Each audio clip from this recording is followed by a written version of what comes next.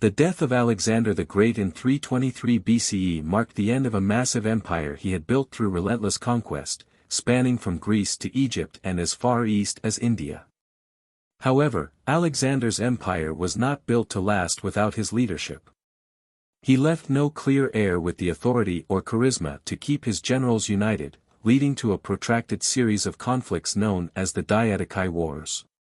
These wars, fought between his former generals, would ultimately fragment his empire and bring a tragic, bloody end to Alexander's legacy. 1. Alexander's sudden death and succession crisis.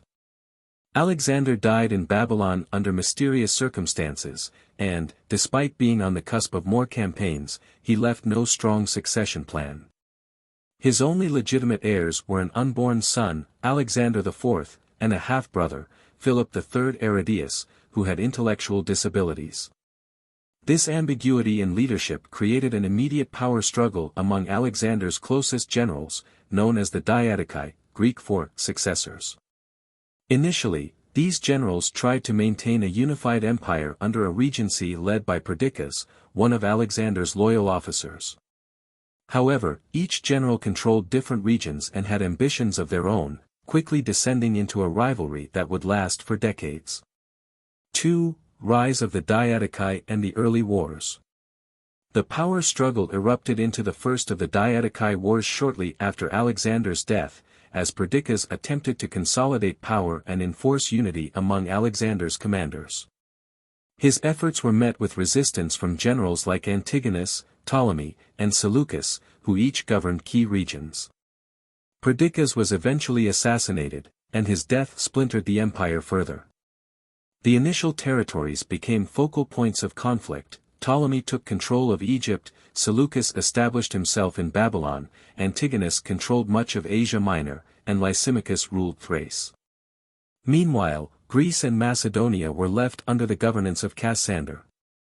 Each of these generals sought greater control, launching a brutal series of wars over who would rule the empire, which was already showing signs of fragmentation. 3. The Battle of Ipsus and the Final Division. The most decisive battle of the Diadochi Wars was the Battle of Ipsus in 301 BCE, where a coalition of generals, including Seleucus and Lysimachus, confronted Antigonus, who had emerged as the most ambitious of the successors. Antigonus was defeated and killed in battle, ending his dreams of uniting Alexander's empire under his rule. Following Ipsus, the empire was definitively split into three main kingdoms: the Ptolemaic kingdom in Egypt, the Seleucid Empire in the former Persian territories, and Macedonia under Cassander's successors. This division essentially marked the end of any possibility of a united empire. The Diadochi had each established their own dynasties, which would continue to rule independently over these regions. 4. Legacy of the Diadochi Wars. The wars of the Diadochi were brutal and prolonged, lasting for nearly 40 years and resulting in thousands of deaths, the destruction of cities, and the depletion of the empire's resources. Instead of preserving Alexander's vision, the generals carved up his empire into territories that frequently warred with one another. While these new Hellenistic kingdoms spread Greek culture and influence throughout the eastern Mediterranean and Near East, they lacked the unity and might that Alexander's empire once commanded.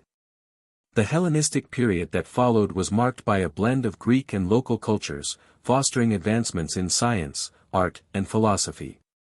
Yet, the rivalry and territorial disputes among the successor states also made them vulnerable to external threats, particularly the rise of Rome.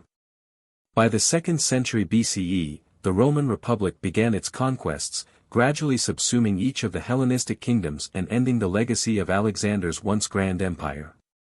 The Diadochi Wars serve as a poignant reminder of the fragility of empires held together by a single, charismatic leader. Though Alexander's conquests changed the course of history, his empire could not survive the ambitions of those who succeeded him. The wars ultimately fractured his vast territories, signaling the end of the ancient world's last great empire and the beginning of the Hellenistic Age.